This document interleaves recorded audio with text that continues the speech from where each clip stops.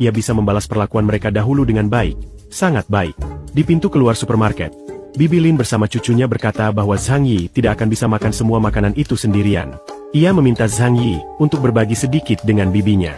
Ketika cucu Bibi Lin yang baru berusia 5 tahun, mengambil coklat dari keranjangnya, Zhang Yi segera mengambilnya kembali dan berkata bahwa ia akan memakan semuanya sendiri. Anak itu pun mulai tantrum. Zhang Yi merasa terganggu, meminta anak itu diam, yang membuat anak itu menangis semakin keras. Bibi Lin memarahi Zhang Yi, menyebutnya tak tahu malu karena memperdebatkan hal sepele dengan seorang anak, meminta Zhang Yi menyerahkan coklat itu dan berkata bahwa ia akan membayar coklat itu nanti.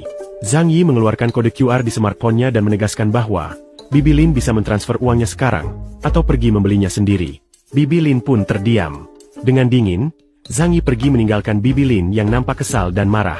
Sesampainya di rumah apartemennya, Fang Yuqing mengedipkan mata padanya, diikuti dengan pernyataan dari keduanya bahwa Zhang Yi tidak boleh melupakan imbalan mereka dan makan di restoran mewah, karena telah membantu Zhang Yi berbelanja.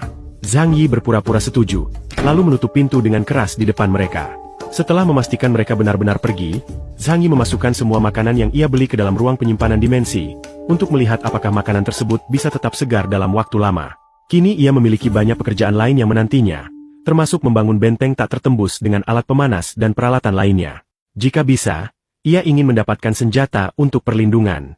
Waktu 3 bulan tersisa sebelum bencana musim dingin tiba. Pada saat itu, ia harus menjual semua yang ia miliki secepat mungkin dan mendapatkan lebih banyak persediaan. Keesokan harinya, Zhang Yi memeriksa ruang penyimpanan dan mendapati bahwa makanan tetap segar, seperti saat ia pertama kali menyimpannya, namun makhluk hidup tak dapat disimpan di sana. Setelah mengetahuinya, Zhang Yi mengambil ponselnya dan menghubungi restoran terbaik di kota, memesan ribuan paket makanan lengkap juga bahan makanan berkualitas untuk dikirimkan ke apartemennya. Zhang Yi memberitahu bahwa ia akan mengadakan pesta besar selama 3 hari 3 malam, sehingga ia membutuhkan begitu banyak makanan. Langkah berikutnya bagi Zhang Yi adalah menemukan akta kepemilikan apartemennya dan pergi ke bank untuk menggadaikan properti tersebut. Mengingat setelah bencana musim dingin tiba, uang akan menjadi sekadar kertas tak berharga.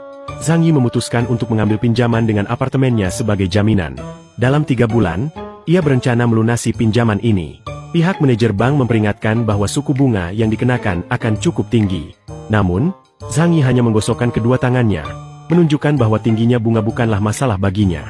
Ia menerima pinjaman sebesar 9 juta yuan dan akan membayar kembali 15 juta yuan dalam waktu 3 bulan, atau kehilangan rumah dan mobilnya. Selanjutnya, Zhang Yi pergi ke perusahaan keamanan terbaik di kota.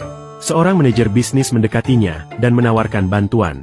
Zhang Yi pun mengutarakan rencananya untuk membangun rumah yang aman sebagai persiapan menghadapi bencana musim dingin.